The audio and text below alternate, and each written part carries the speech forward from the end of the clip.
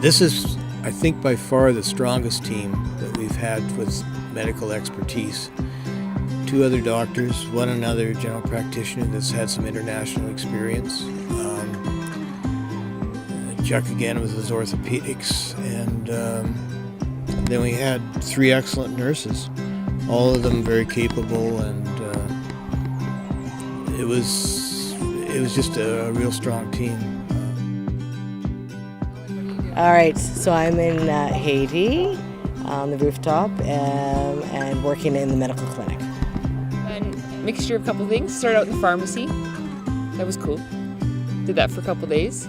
And then I worked in the clinic, seeing patients and just doing what I could there. It was awesome. Taking blood pressures and weights and giving warm pills. I am here working with an awesome team from Cranbrook in the clinic and helping out with some of the IT stuff here. I have been helping the doctors by taking the patient's blood pressure and taking their temperature, getting their weight. I've also helped out in the pharmacy, counting pills, and I have just today been helping out with the dentist. I've been doing general dentistry for the local community and the staff who work in this medical clinic. There are some very light moments and there are some very hard moments that come along.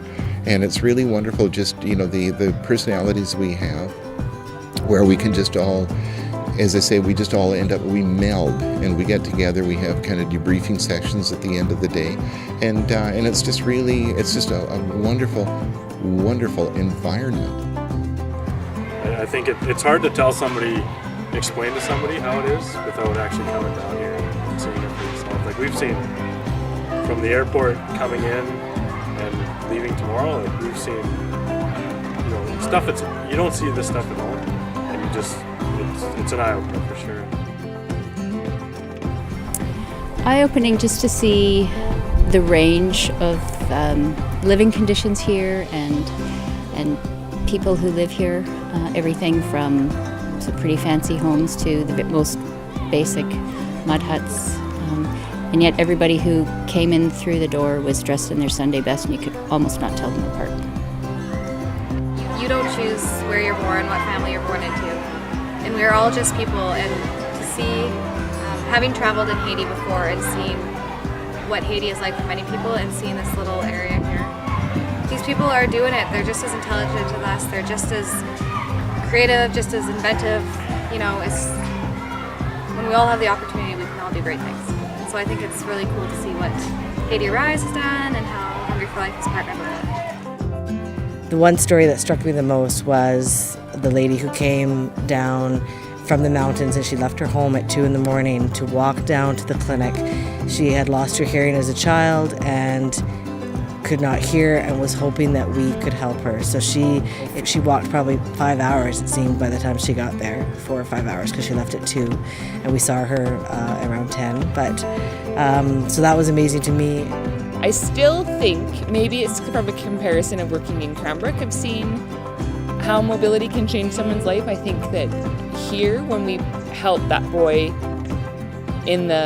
put a boy in a wheelchair, I like that story. He was 8 years old, and I think the biggest part was the fact that I didn't think we had one that small, because I don't really see them that small at home. So to have that one that fit him, so his mom didn't have to carry him anymore, just how that would change his life. The more, I just think he would be able to see more, they would be able to take him more places.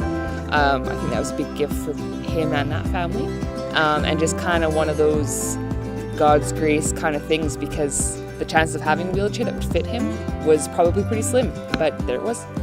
So that was really cool. We're getting patients from much wider than the last few times. There's a lot of interesting changes in the 6 times I've been down. The patients are healthier, the economy is booming, the people are coming in with more complex problems from farther away, but the local hospital is also starting to pick up some of the slack. So we did tour the local hospital, which probably had about 300 or 400 people in it.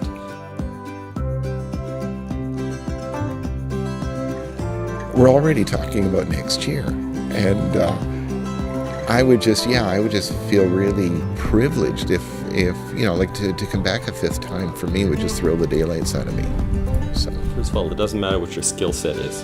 We need everything. We need people who've got basic knowledge in computers. We need nurses. We need doctors. We need high school students. We need construction teams. If you've got a skill, if you can come down and teach people how to read or teach people how to build a house or how to wash their hands, come down.